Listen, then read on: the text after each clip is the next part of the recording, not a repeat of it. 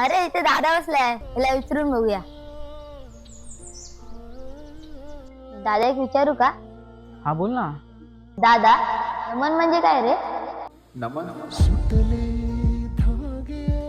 नमन नाही माहित. नाही, शाळेच्या पुस्तकात नाव असलेलं म्हणून मी तुला विचारलं.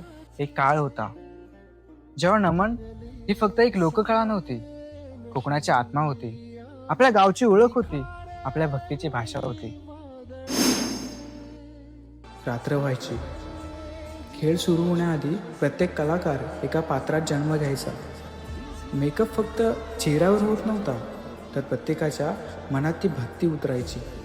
जशी मृदुंगाची पहिली थाप पडली, त्या एका थापेसोबत संपूर्ण गाव जागं व्हायचं.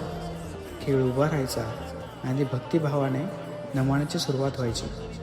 संकासुराचं आगमन व्हायचं. त्यानंतर गणपती बाप्पा, कृष्ण, गवळणी असे एकामागून एक सोंग रंगमंचावर यायची. लोक आपले कष्ट, चिंता आणि दुःख विसरून भक्तीत रंगून जायचे. पण हळूहळू गाव रिकामी होत गेली.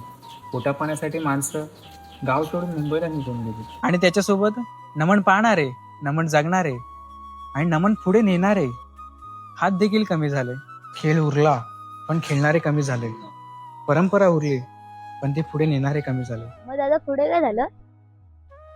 नमन संपलं नाही रे, आपण त्याला विसरलो.